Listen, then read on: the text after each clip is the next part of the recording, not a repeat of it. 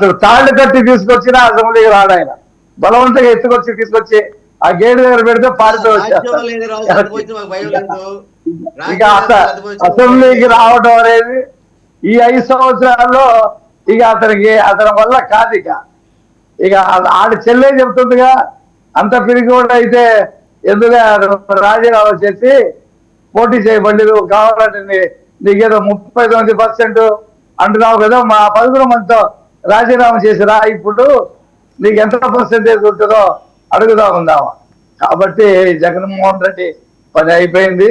ప్రజలు కూడా నవ్వుకుంటున్నారు.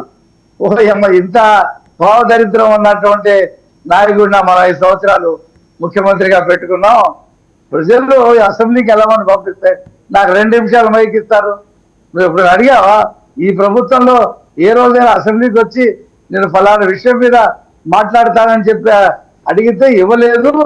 అప్పుడు నువ్వు ప్రజల దగ్గరికి వెళ్ళావు, నాకు మైక్ ఇవ్వలేదని అంటే అర్థం. నువ్వు ఇంట్లో కూర్చొని నాకు 2 నిమిషాలే ఇస్తారు కాబట్టి నేను వెళ్ళను. ఎవడు చెప్పాడు 2 నిమిషాలు ఇస్తారు? 2 గంటలు ఇస్తారు నాకు.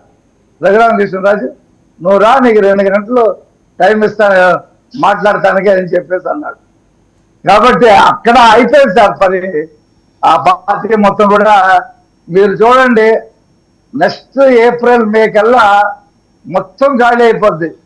కనకారావు ఉంటాడో లేకపోతే మరి తెలియదు. అతను మంచి నాయకుడే కనకారావు, కాబట్టి మరి అతను ఏం చేస్తాడో తెలియదు. ఇప్పుడే గేట్లు తెరిస్తే, ఇందాక మీరు అన్నారు కదా జనసేన అదే, అసలు మా పార్టీ గేట్లు తెరిస్తే అవుట్ ఒకరోజు 1 నైట్ లో అయిపోయేటువంటి పరిస్థితి ఉంది. కాబట్టి ఇక జగన్మోహన్ రెడ్డి అది గతం. జగన్మోహన్ రెడ్డి అనేటువంటి వ్యక్తి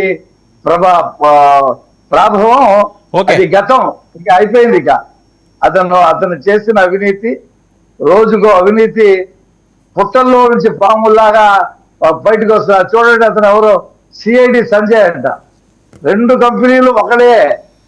ఏది ఎస్సీ ఎస్టీలకి ఏదో ఒక యాక్ట్ మీద ట్రైనింగ్ ఇస్తా అని చెప్పేసి కోర్టు తప్పేశాడు. అవన్నీ కూడా ప్రభుత్వ ఖర్చులతో, ప్రభుత్వ భవనాలతో ఏదో చూతూ మాత్రం మీటింగ్లు పెట్టాం. ఒక్కొక్కటి కాదు, 1 కాదు, 2 కాదు, ఎన్నిటికీ జవాబు చెప్పవలసి వస్తుందని చెప్పి భయపడిపోయి ఇక అతను వెళ్ళకుండా మిగతా వాళ్ళు కూడా పాపం కొత్త వాళ్ళండి, కొంత 3-4 కొత్తగా ఎన్నికయ్యారు. వాళ్ళని కూడా ఆపి పడేస్తున్నాడు. వెళ్ళొద్దు మీరు, వాళ్ళే లోపల నలిగి చచ్చిపోతా ఉన్నారు.